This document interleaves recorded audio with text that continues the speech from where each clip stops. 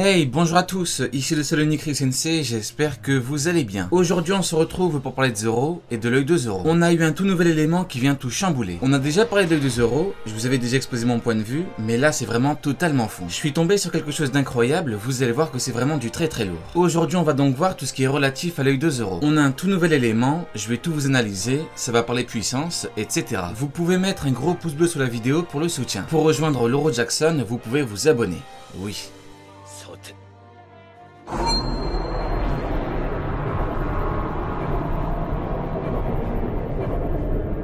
Laissez-moi tout d'abord vous raconter une histoire toute sympathique. Cette histoire raconte mon lien avec l'histoire de l'œil de Zoro. Ça fait quelques années que je fais des vidéos sur l'œuvre magistrale de monsieur Eiichiro Oda. Un jour, je me suis dit qu'il serait intéressant de parler du mystère de l'œil de Zoro. Rien de bien méchant, j'en parle un peu et je dis qu'il est probable qu'il cache quelque chose. Mon but est avant tout de dire qu'il y avait assez de flou autour de ça pour que l'on puisse interroger. Et là, j'ai pas trop compris. Beaucoup me sont tombés dessus à base de n'importe quoi, et puis quoi encore, c'est débile, qu'est-ce que tu racontes, etc., etc. Du coup, forcément, ceux qui me connaissent vous le diront, je suis un chercheur de vérité. Quand on me dit que c'est débile ou que c'est n'importe quoi, etc., je creuse encore plus. Au final, j'ai été agréablement surpris. En effet, mes recherches m'ont amené une certaine conclusion. Pour l'œil de Zoro, c'est passé de « c'est possible » à « c'est certainement le cas ». Ensuite, j'ai encore plus approfondi, et la conclusion c'est qu'il y a plus de chances pour connaître quelque chose que l'inverse. Pour celles et ceux qui ont vu mes vidéos par rapport à ce sujet, l'œil de Zoro, vous savez qu'il y a beaucoup d'éléments et de preuves. Maintenant, bien sûr, on peut ne pas être d'accord, je n'ai aucun problème avec ça. On en vient à la fameuse nouveauté que j'ai eu la surprise de découvrir. Ça date de fin janvier 2021, mais bizarrement, ça n'a pas été repris. Monsieur Eiichiro Oda était l'assistant de Nobuhiro Watsuki dans sa jeunesse. Nobuhiro Watsuki, c'est le mangaka de Kenshin le Vagabond. Monsieur Eiichiro Oda a un immense respect pour Nobuhiro Watsuki, qui lui a beaucoup appris, tout ça.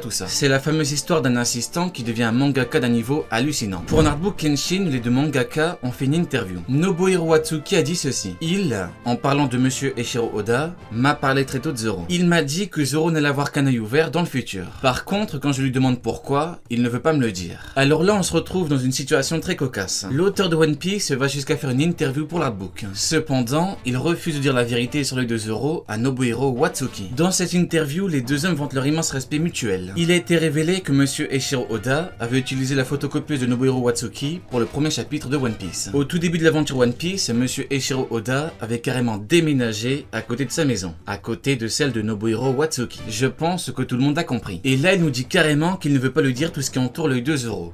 Carrément. On est d'accord que si ça avait juste été un entraînement ou autre, il lui aurait dit. Quel intérêt de lui cacher ça ? Eh bien moi je vais vous le dire. Il y a quelque chose de gros qu'il y a à cet œil, mais l'auteur monsieur Eiichiro Oda n'a pas encore finalisé cette histoire. S'il lui dit quelque chose et qu'au final le pouvoir ou autre se voit différent, eh bien ce sera bizarre. Vous ne croyez pas ? Voilà entre autres pourquoi il y a forcément quelque chose de gros avec cet œil.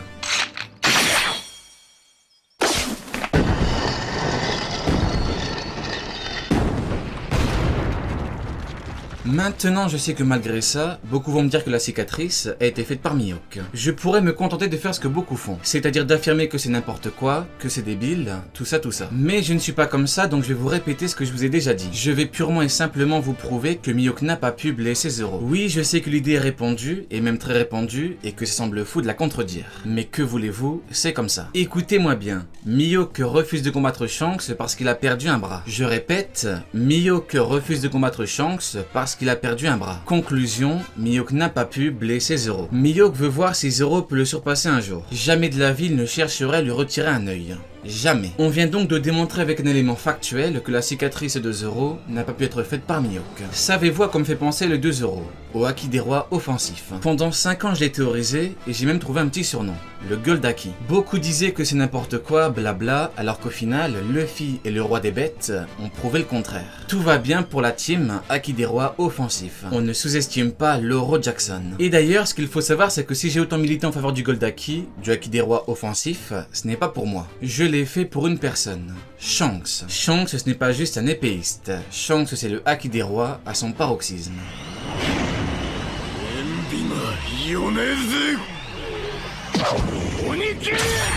Maintenant, on va s'adonner un petit exercice bien sympathique et fort enrichissant. Nous allons répondre aux faux arguments par rapport à l'œil de Zoro. Faux argument numéro 1. c'est débile. L'une des choses qui revient le plus souvent, c'est le fameux c'est débile. Déjà, le c'est débile, ça n'a strictement aucun sens. Pour certains, avoir des pouvoirs en mangeant un fruit, ça peut être considéré comme étant débile. Pour certains, des armes antiques qui se réincarnent en princesse, ça peut être considéré comme débile. Pour certains, un mec qui combat avec une épée dans la bouche, ça peut être considéré comme débile. Pour certains, un mec qui enflamme sa jambe et qui combat avec, ça peut être considéré comme étant débile. Ce que je veux dire, c'est que ce n'est pas du tout un argument. Ça veut rien dire un c'est débile. C'est juste un jugement qui ne se base sur rien, si c'est une appréhension du bail. Il y aura forcément une explication, donc il faut attendre. One Piece est hyper vaste et hyper riche. Il y a des tontata, des longues jambes, des longs bras, des gens comme ça qui font des enfants comme ça, des hommes poissons, des fruits démoniaques, un coup d'épée qui peut découper un iceberg, etc., etc. Il y a des pouvoirs de toutes sortes, du haki et même des techniques démoniaques. On en revient juste après. Donc non, dire que c'est débile, ce n'est pas un argument. Faux argument numéro 2. Le fameux MDR, c'est quoi cette histoire de bail démoniaque? Alors ça, voyez-vous, c'est honnêtement quelque chose qui m'a toujours fasciné. Je ne comprends pas comment est-ce qu'on a pu lire ou regarder l'œuvre et dire ceci. On peut ne pas vouloir que ça arrive, on peut ne pas y croire ou redouter que ça arrive. Mais on ne peut décemment pas sortir comme pseudo-argument, MDR, c'est quoi ça? Une histoire démoniaque. Dans One Piece, il y a beaucoup de références mythologiques. Mais même au-delà de ça, regardez Zoro, les noms de cette technique. Regardez un peu les marines, voir un esprit démoniaque. Pire encore, regardez Ashura. Ashura, c'est littéralement un esprit démoniaque. Dans Fruit du démon, il y a démon. Donc oui, évidemment que dans l'œuvre, il y a des pouvoirs démoniaques, évidemment. Oui. Faux argument numéro 3. MDR, il va sortir un Sharingan. Alors là, il faut savoir dissocier deux choses. Ceux qui disent ça juste comme vanne, comme si on se moquait gentiment d'un Rayleigh qui combat en claquette à 78 ans, ou alors comme si on se moquait gentiment d'un certain Aokiji qui a besoin de jouer les choses par surprise, alors que beaucoup pensent qu'il est bien plus puissant que lui. Allez hop, ça c'est cadeau. Il faut donc savoir dissocier cela de ceux qui tentent de décrédibiliser l'hypothèse d'un pouvoir à ce niveau-là. Je suis assez bien placé pour parler de Sharingan. Voyez-vous, j'ai deux grosses passions dans la vie. One Piece et Naruto. Et d'ailleurs, j'ai une chaîne Naruto Ryusensei TV. Le lien est en description. Dans Naruto, tout ce qui est relatif au pouvoir des yeux, que l'on appelle Dojutsu, c'est complètement expliqué. De l'origine ancestrale aux éveils, en passant par les pouvoirs. Tout est expliqué. Donc en fait, c'est un très mauvais exemple, parce que justement dans Naruto, tout est clairement expliqué. Du coup, si pour Zoro on a quelque chose comme ça, ce sera également expliqué. Oui. Et tout comme pour beaucoup de choses dont le fameux Goldaki, qui est le haki des rois offensif, tous ceux qui affirmaient que c'est débile diront que c'est excellent. Tout simplement. Maintenant, je vais juste te rappeler l'existence d'un certain personnage. Cavendish. Rappelez-vous de l'arc Dressrosa. On nous a tranquillement dit qu'il était habité par un démon. Akuba. Petite question, est-ce que ça a dérangé quelqu'un? Eh bien la réponse est non, ou du moins pas ma connaissance. Quand je dis que ça ne dérange pas, bien évidemment c'est à grande échelle. Vous m'avez compris. La prime de Cavendish était énorme. C'était le double de la prime de Zoro. Et d'ailleurs après Dressrosa, sa prime est toujours supérieure. Donc Cavendish c'est pas n'importe qui. En fait, je ne vois pas où est le problème par rapport à Zoro. Pour Cavendish tout va bien, c'est normal, mais pour Zoro, non, ce ne serait pas normal. Il s'est entraîné 2 ans et on ne sait quasiment rien de l'entraînement. 2 ans. C'est très simple, tout porte à croire qu'il y a effectivement de grandes chances pour qu'il y ait quelque chose. Nous n'avons eu aucune explication. Trouvez-vous ça normal? La cicatrice n'est pas cousue. Shanks ouvre son œil, Fujitora ouvre ses yeux et Rayleigh ouvre son œil. Rayleigh, Silver Rayleigh. Bon. Zoro n'est pas nécessairement habité par un démon tout comme Cavendish. Moi ce que je dis c'est que Cavendish est carrément habité par un démon et que ça ne dérange personne. Ses yeux changent et ça ne dérange personne.